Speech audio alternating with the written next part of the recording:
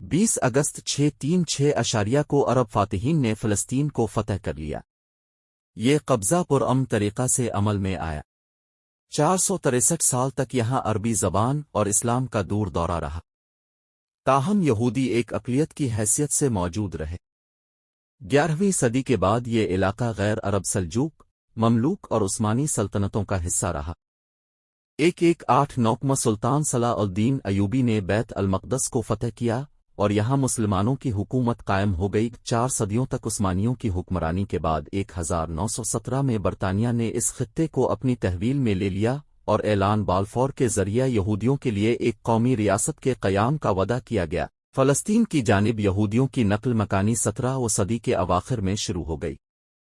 1930 تک Nazi Germany کے یہودیوں پر مظالم کی وجہ سے اس میں بہت اضافہ ہو گیا۔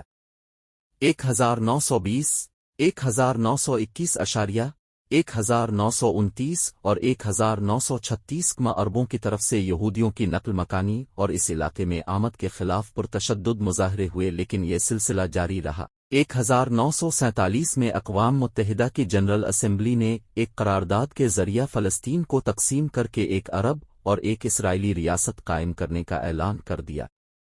برطانیہ نے اس علاقے سے 1948 میں اپنی افواج واپس بلا لیں اور 14 مئی 1948 کو اسرائیل کی آزاد حکومت کے قیام کا اعلان کر دیا گیا۔ ہونا تو یہ چاہیے تھا کہ اس کے ساتھ ہی فلسطینی ریاست بھی قائم کر دی جاتی، لیکن ایسا نہ ہوا۔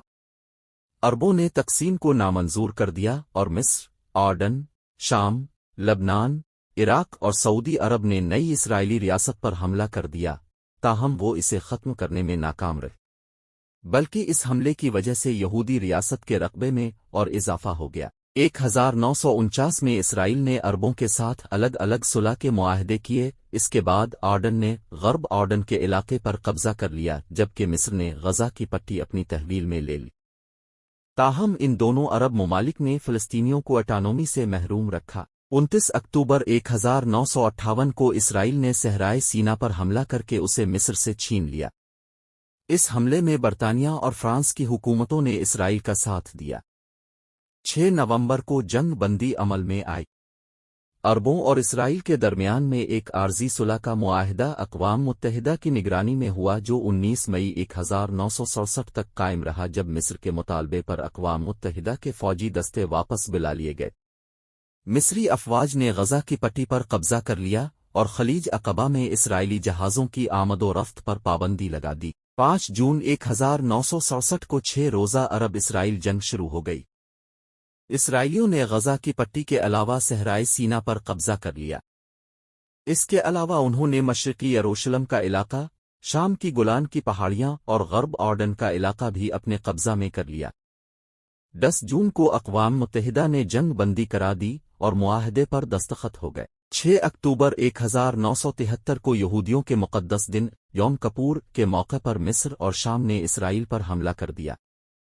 اسرائیل نے جوابی کارروائی کرتے ہوئے شامیوں کو پسپائی پر مجبور کر دیا اور نہر سویز عبور کر کے مصر پر حملہ آور ہو گیا۔ 24 اکتوبر 1973 کو جنگ بندی عمل میں آئی اور اقوام متحدہ کی امن فوج نے چارج سنبھال لیا۔ 18 جنوری 1974 کو اسرائیل نہر سویز کے مغربی کنارے سے واپس چلا گیا۔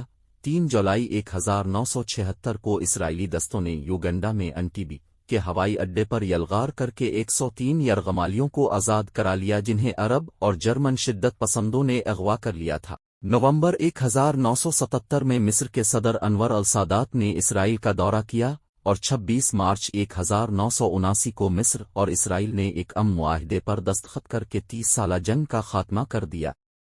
اس کے ساتھ ہی دونوں ممالک میں سفارتی تعلقات قائم ہو گئے۔ 3 سال بعد 1982 میں اسرائیل نے مصر کو صحرائے سینا کا علاقہ واپس کر دیا۔ جولائی 1980 میں اسرائیل نے مشرقی یروشلم سمیت پورے یروشلم کو اسرائیل کا دار الحکومت قرار دے دیا۔ 7 جون 1981 کو اسرائیلی جیٹ جہازوں نے بغداد کے قریب عراق کا ایک ایٹمی ری ایکٹر تباہ کر دیا۔ 6 جون 1982 کو اسرائیلی فوج نے PLO کی مرکزیت کو تباہ کرنے کے لیے لبنان پر حملہ کر دیا۔ مغربی بیروت پر اسرائیل کی تباہ کن بمباری کے بعد PLO نے شہر کو خالی کرنے پر رضامندی ظاہر کی۔ اسی سال 14 ستمبر کو لبنان کے نومنتخب صدر بشیر جمائل کو قتل کر دیا گیا۔ 16 ستمبر 1982 لبنان کے مسیحی شدت پسندوں نے اسرائیل کی مدد سے 2 مہاجر کیمپوں میں گھس کر سینکڑوں فلسطینیوں کو ہلاک کر دیا۔ اس سفاکانہ کارروائی پر اسرائیل کو دنیا بھر میں شدید مذمت کا نشانہ بننا پڑا۔ 1989 میں انتفاضہ کے زیر اہتمام فلسطینی حریت پسندوں نے زبردست عسکری کارروائیوں کا آغاز کیا۔ 1991 کے آغاز میں جنگ خلیج کے دوران میں عراق نے اسرائیل کو کئی سکڈ میزائلوں کا نشانہ بنایا۔